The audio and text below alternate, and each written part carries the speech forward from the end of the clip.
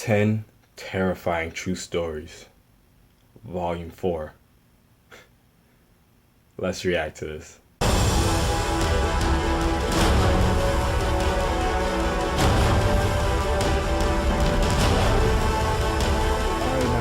So, in celebration of Halloween, as I told you guys, I am doing these true stories. I'm up to volume 4, and this one is 10 terrifying true stories. So bear with me. This is the longest one out of all of them. This is about a half hour. Oh man, I'm actually nervous to check these out because some of these stories are crazy if you've been keeping up. Alright, without any further ado, let's get started.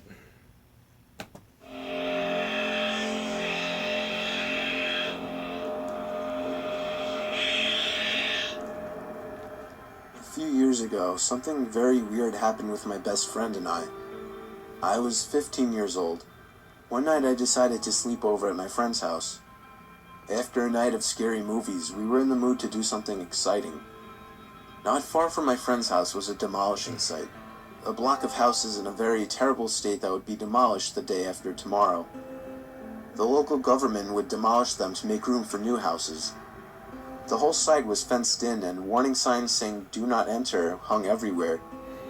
The houses were boarded up by planks. Doors and windows were sealed shut. No one could get in. We decided to go for a walk on the old block and take some random photographs. My friend knew a spot where we could enter the old block. When we walked there, we noticed that every house was boarded up tight, so we couldn't get in. We noticed a house with a window on the top floor that wasn't very well boarded up. We could see into the room. We took a photo with a digital camera. Later we went home and took a look at the pictures we made. Suddenly, we came across the photo of the window. We saw a woman dressed in a brown raincoat with white skin and black hair as long as we could visibly see. The woman looked very sad. We hadn't seen any woman up there when we took the picture. Moreover, the windows and doors were boarded. We went back to the house to see if that was correct. After investigation, it really was. Everything was tied shut, and there was no woman.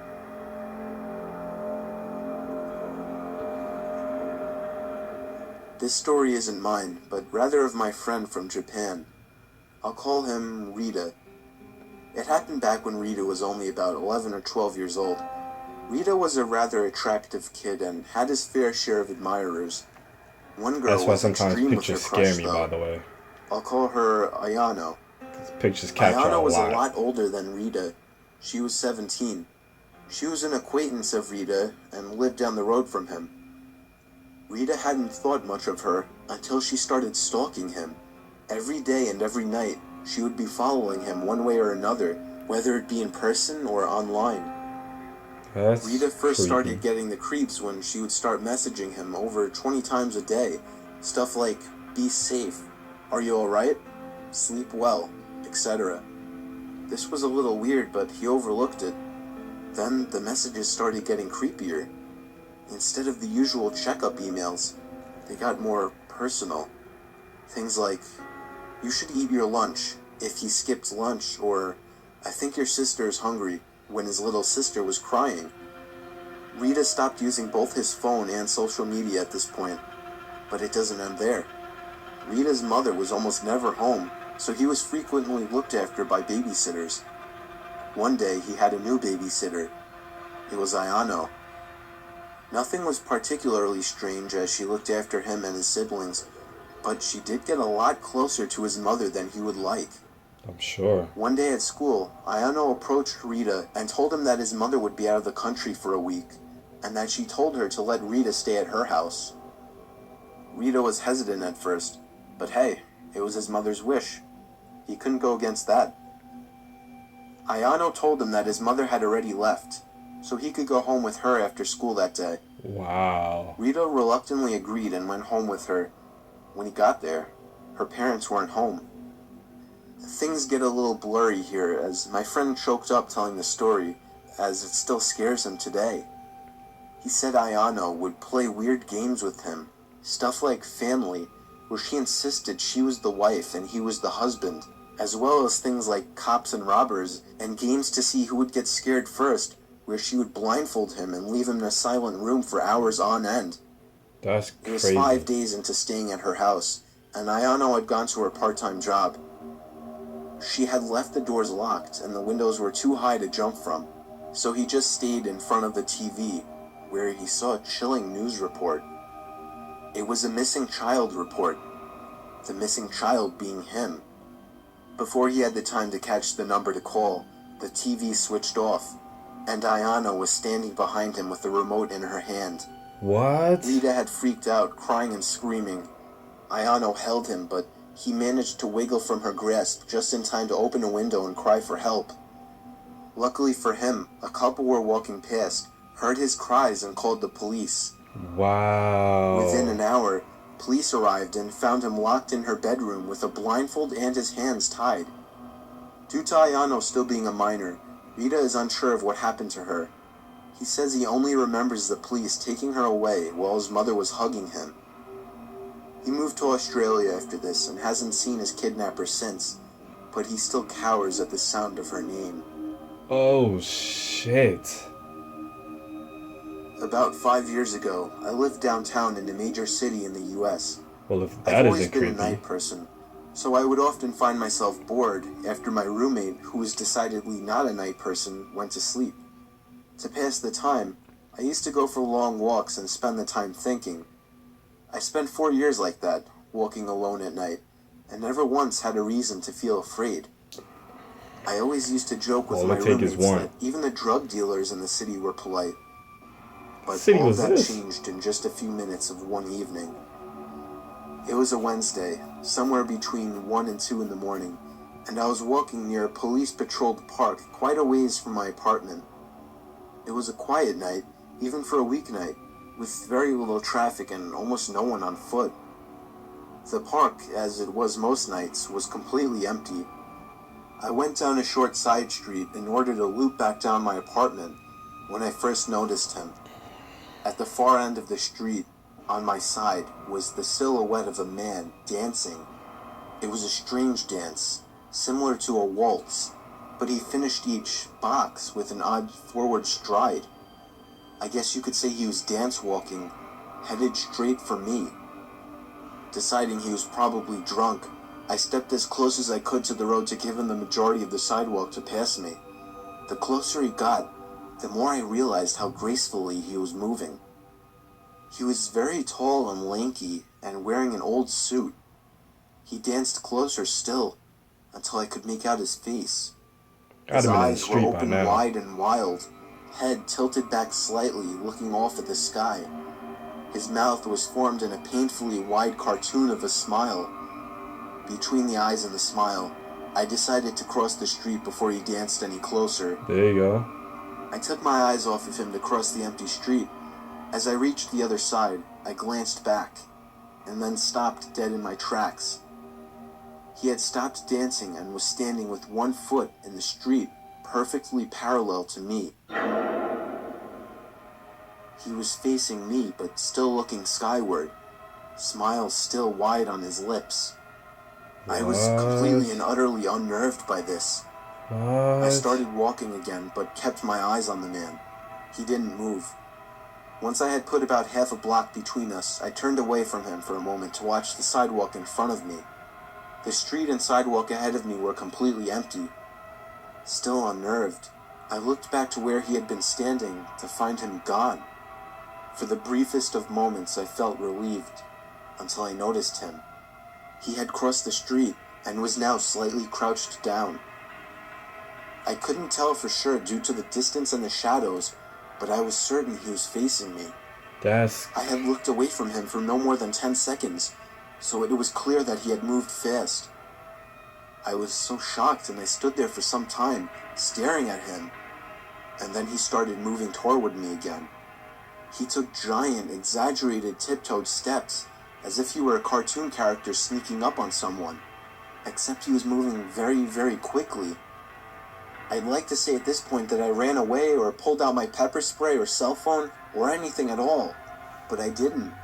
I just stood there, completely frozen, as the smiling man crept toward me. And then he stopped again, about a car length away from me, still smiling his smile, still looking to the sky. When I finally found my voice, I blurted out the first thing that came to mind. What I meant to ask was, "What the fuck do you want?" in an angry, commanding tone.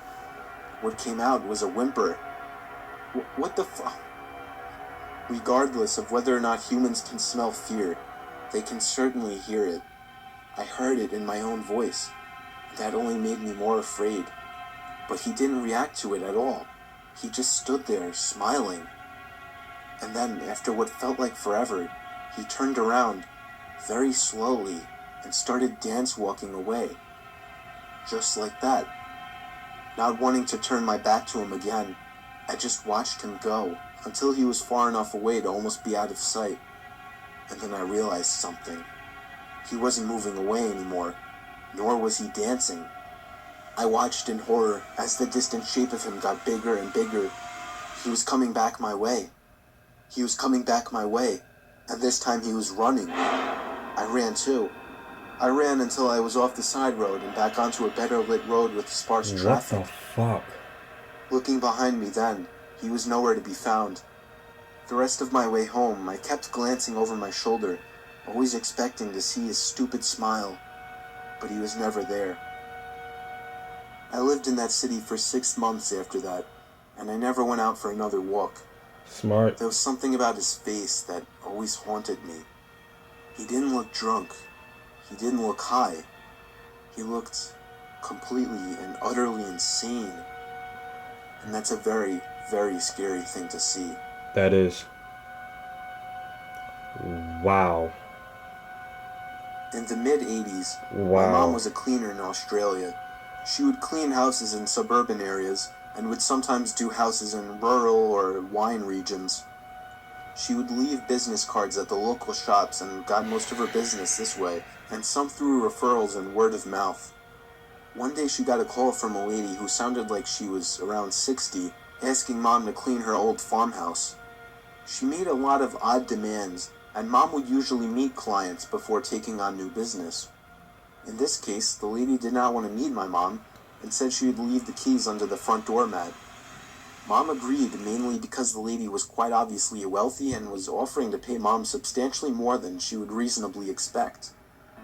Mom went to the house on a Monday morning and said she already felt unnerved by the long driveway. The house was essentially in the middle of a very large and very empty property. She found the keys and started cleaning. About an hour into the clean, she hears the back door shut. Mom was told no one would be at the house, so she immediately felt unsafe. She stood frozen in the kitchen for what she said felt like 3 or 4 minutes, although she said it could have been much longer. There was no other car on the property. She wanted to leave immediately, but had 2 rooms left to do. Both were bedrooms. She said as time passed and she heard nothing else, she decided that perhaps it was nothing, or perhaps something had fallen and it wasn't the door after all. She walked up the hallway and stepped into the bedroom. This isn't going to go All well. over the bed were black and white photos. As Mom got closer, she realized that the photos were all of her. Some were taken at our family home, and others were taken at other houses Mom would clean. Some through windows or over fences. She used the house phone to call the police and immediately drove to the end of the driveway. The lady ended up being investigated, but continued to claim that it was a break-in. After some time, the police stopped with their searching and we ended up moving to a new town 4 months later. What? Yo. I'm 22, and this incident happened a year and a half ago. I had just moved into my first apartment and was in the process of moving in. The door that led to my apartment locks itself automatically when closed. So, I was going to the entrance of the apartment complex to get my mail while talking on the phone with my friend. I returned to the apartment and sat on the bed while opening the mail while using the phone. I dropped the phone on the floor and it landed under the bed, so I had to lie on the floor and stretch for it. I saw something that caught my eye. There was someone under my bed. My eyes widened and I choked the urge to scream. The person under my bed was lying still with his back towards me and his head to his chest, so I couldn't see his face. and he didn't see me. Trying to be rational while so many thoughts rushed through my head, I picked up the phone, said, "Sorry, I dropped my phone. I'm just gonna take a shower and call you back." The bathroom is right by my bed, so I hastily walked in, quietly locked the door, turned the shower on, jumped out my window, and called the police. Smart. They told me to wait nearby, but to go across the street and see if anybody comes out the door of the apartment complex. This was during the summer and it was still light out. I placed myself across the street, hiding behind a car while watching my open bathroom window and the entry door. Smart. I called my friend and he came over just before the police. I gave them my keys and they went inside. Only moments later, 2 cops came out holding a thin and tired-looking man. His eyes looked crazy, but he didn't try to get away. The policeman that stood beside me and comforted me while the police searched through my house told me that the man stood outside my bathroom door with one of my kitchen knives, waiting for me to come out. This man had somehow crept in my entry door while I was getting my mail and hid under the bed. The man that was trying to hurt me turned out to be a homeless person and was placed in a mental hospital. Oh, crap. When I was 21, me and my girlfriend were upstate in my family's vacation mobile home. It was during a snowstorm and we were sitting on the couch next to the heater, snuggling and watching late-night TV. We were surrounded by absolutely nothing but forest in all directions, and all that was keeping us from the outside was a wooden door that had a broken lock. Shit like this is gonna make me not want to go camping. My grandpa put a few cinder blocks by the door to use as a kind of barrier in the meantime, since the door opened inwards. And I would like to go to a cabin and sit in front of a fireplace. My girlfriend started shaking Not after hearing these telling me shits. she heard something outside. I assured her it was most likely a deer or a bear or something, but then 5 minutes later, my girlfriend looked at me again. I heard it too. I muted the TV so we could hear it better. It sounded like someone was messing around in the little lawnmower shed outside. My car was parked outside and all the lights were on inside. If there was anybody out there, they knew we were inside. My girlfriend was urging me to go outside and check it out, but I told her she must be crazy to think that I was going out there. Facts. The Smart sound man. stopped and there was nothing but the sound of the storm outside now. After a few minutes, I felt it safe to shut the inside lights and open the blinds to take a quick look outside, but it was too dark to see anything. I turned on the porch light and I was able to see a good portion of the front yard outside. There were footprints in the snow. Not animal footprints. They were clearly shoe prints, and they were headed in the direction of the backyard. I went to open the curtains to the backyard window, and when I did, I felt the urge to scream, but my girlfriend did instead. Even though there were no lights in the backyard, we could see a man dressed in all black and wearing a vendetta mask facing the window. I immediately shut the blinds and told my girlfriend to go hide in the bedroom, while I grabbed my grandpa's hunting rifle out of the closet. I pushed the cinder blocks and a bunch of other heavy objects in front of the door as a barricade, shut all the blinds and lights, and went to hide with my girlfriend in the corner of the bedroom. There was a bang at the front door.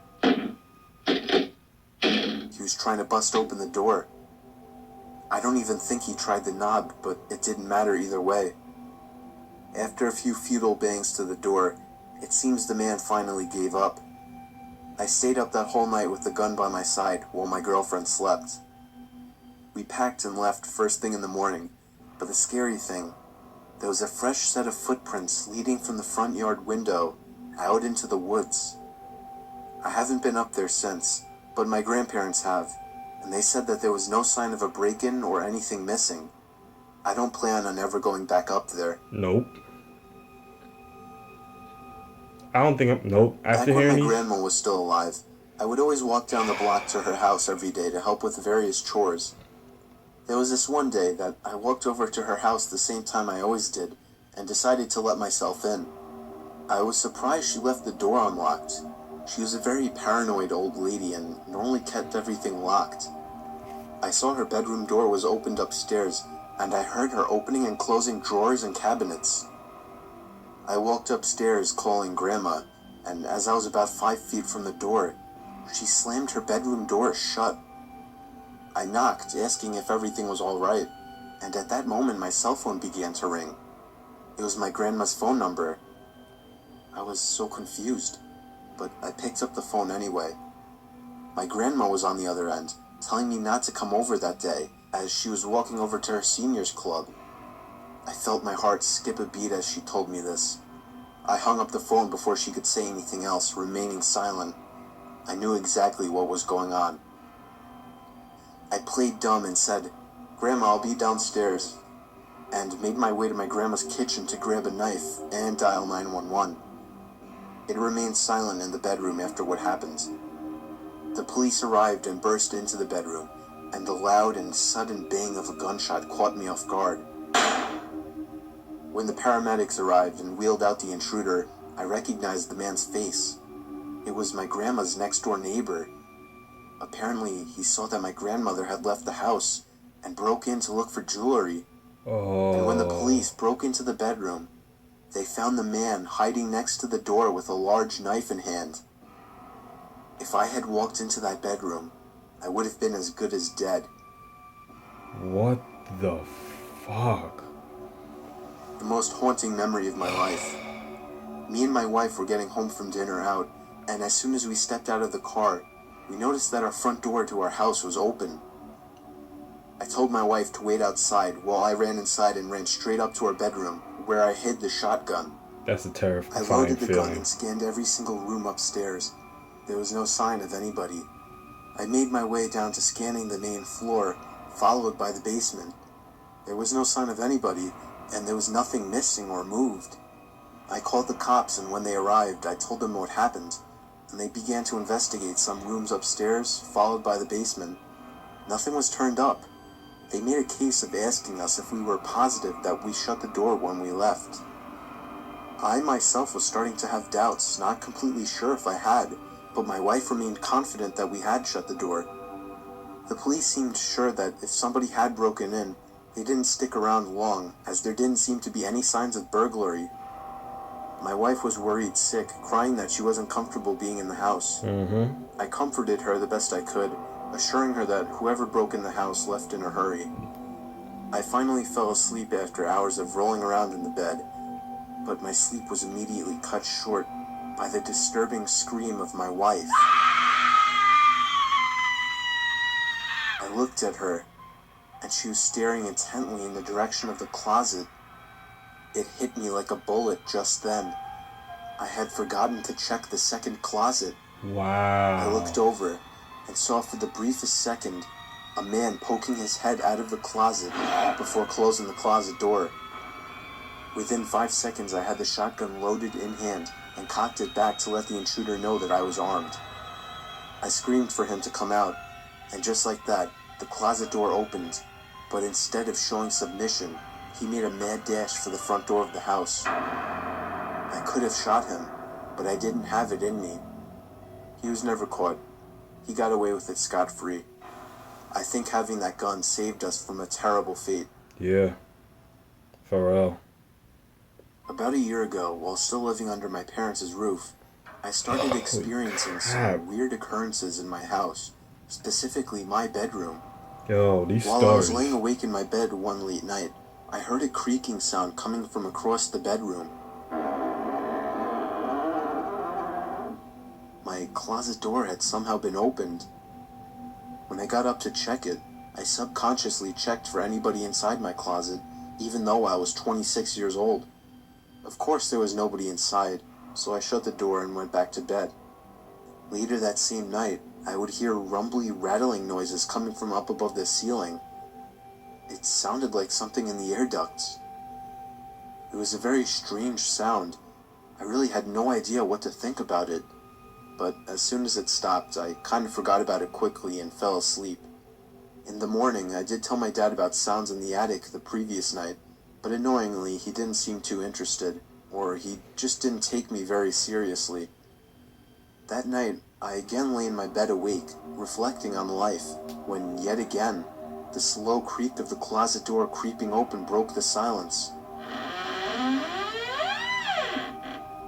This time, I felt genuinely afraid. I knew the door was completely shut.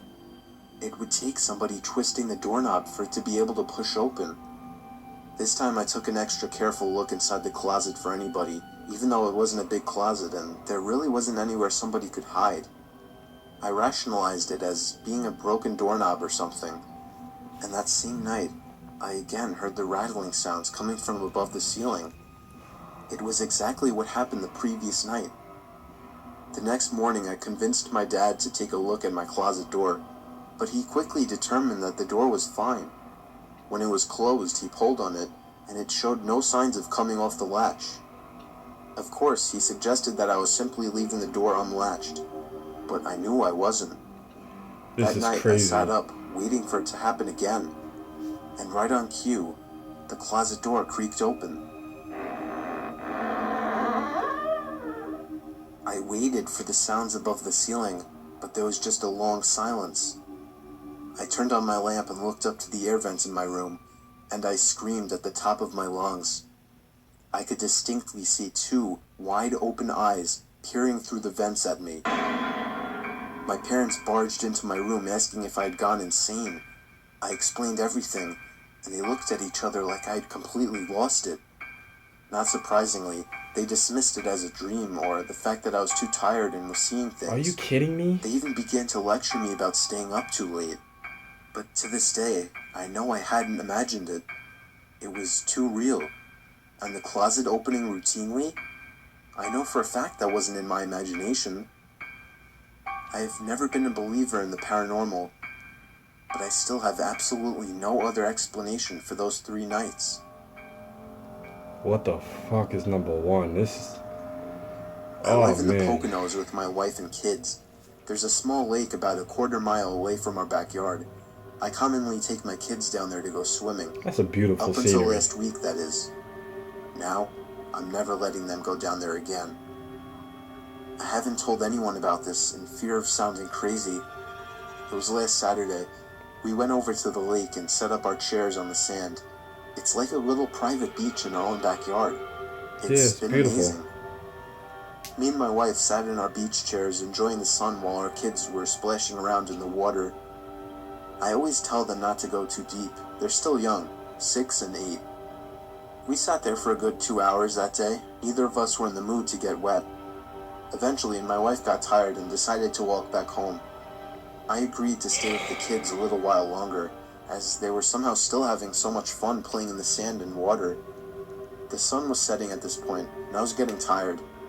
They were going a little too deep, so I called at them to come back closer to the shore. They couldn't hear me apparently, so I stood up and got closer. Before I could call them again, I noticed something in the water. It looked like a black, roundish object, and it was moving closer to my kids. I ran into the What? water closer to my kids, calling them to come out.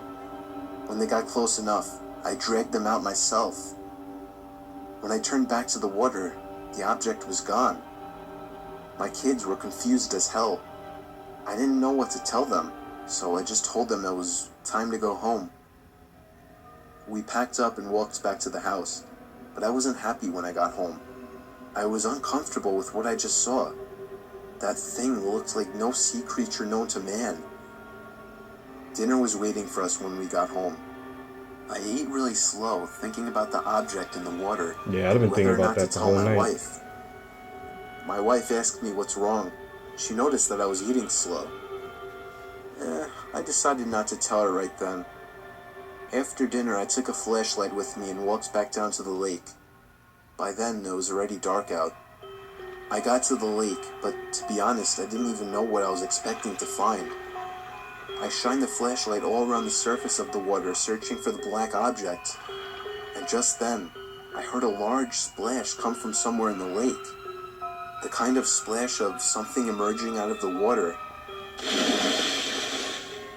I thought it might be some kind of animal in the lake. I shined the light all over the place, searching for the source of the sound. And then I found it. And I realized I was dead wrong. There was a silhouette of a humanoid figure with long black hair covering its whole face. It just stood there, facing me, but not staring at me. Not that I could tell. I dropped the flashlight in horror and sprinted all the way back up to my house, slamming the door shut behind me. I haven't told anybody about this. What kills me is that lake is only a quarter mile away from my house. And for all I know, that thing could be watching me through my window right now as I write this.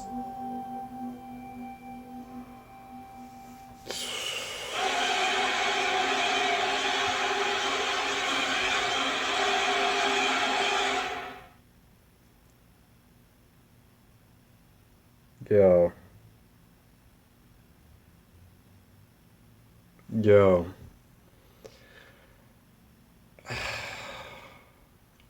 Night Riders, these stories, I don't know what that just said.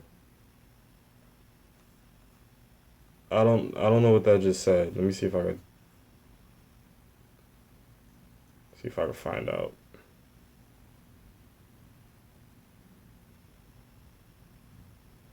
Um this is not a 30-minute stretch or anything.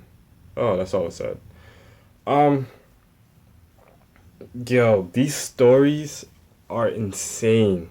Like, alright, the most horrifying one to me was the story. I can't remember if it was a guy or a girl, but the story of the person walking down the street and saw like this guy with a crazy kind of smile on his face and his eyes open wide and was just dancing in the middle of the sidewalk. And I think he said it was like past midnight, something like that. Crossed the street just to see that he had one foot in the street, just pointing directly at him, but wasn't really looking at him, was looking up at the stars, and then took his eyes off him for 10 seconds and then turned around that he was across the street, and then he danced his way to him, backed up, and then started running to. Nope, nope, nope, nope, nope, nope. So, Night Riders, post your comments down below. Let me know what you thought of the 10 Terrifying True Stories Volume 4. Oh man, these true stories are insane. 2 more volumes to go with people. Oh man. Also in the comment section, let me know which one was the most terrifying story for you. Alright? Night Riders, y'all already know what it is as you comment, like, and share. But if this is your first time checking out myself or the channel, by all means, hit that subscribe button, become a Night Rider, and join us on our journey to 5,000 subscribers. And until next time. Ride or die, Night Riders. We out.